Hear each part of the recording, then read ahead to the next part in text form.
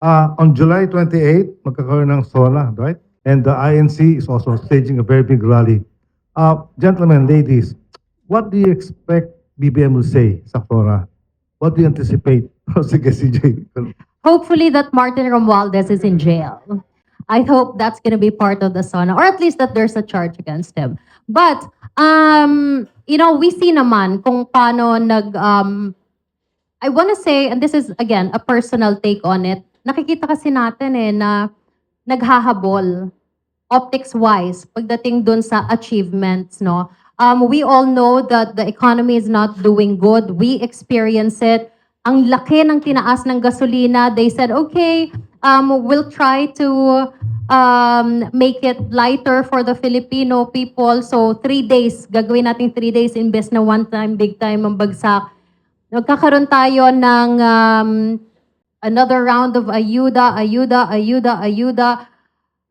Saan galing yung pera for the ayuda? This is, magpapamigay tayo ng bigas. Nakorap pa, pati yung bigas, yung supplier, kulang ng 2 kilo.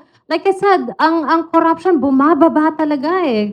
So, maybe the president means well, but as a learned and informed public, we see what those are. They're for optics. We want real change. We want real programs. And I feel bad for the president that a lot of the things that he probably wants to do for the country, I don't know him personally, he's your friend, not mine, but I criticize him. But thank you, PGMN, for allowing us to do that. Sana may totoong programa. I've always been against the ayuda culture sa bansa natin because these are band-aid solutions. No, actually, hindi sila band-aid solutions. These are opportunities sa mga politiko para magpagawa po, magpaganda, pumorma sa mga taong bayan. And it's so insulting. Na parang, ito, binigyan kita ng 6,000. Then what? And during the campaign, ang daming nagreklamo na ang dapat nilang matangkap, 5,000, ang nakuha na lang nila, 2,500.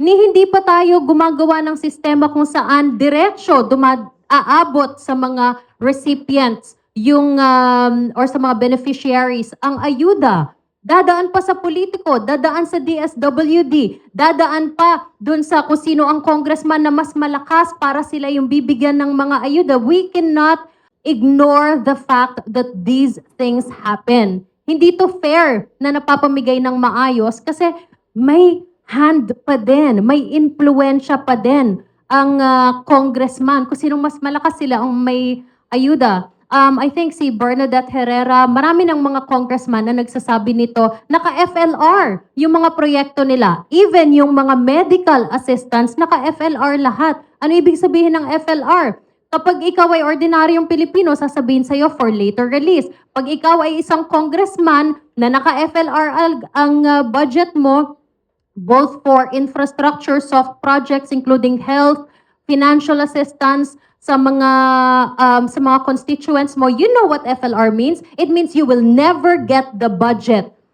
Kaya hirap na hirap yung mga congressman natin. Marami ang nagsasalita naman sa kanila. Ang problema lang, hindi na pakikinggan, hindi natin na-amplify yung mga sinasabi nila. Imagine, ikaw congressman ka, may constituent ka na lalapit sa'yo, even yung medical na budget para sa medical ng mga constituents mo, kailangan nilang lumuhod. 'Di ba? Kung kanino man para bigyan sila ng budget. Saan fair 'yon? Saan ang justice doon? Wala eh. So until magkaroon tayo ng sistema na walang magdidikta kung sino ang mabibigyan, pati yung kung sino magkukwalify sa 4Ps, may politika din.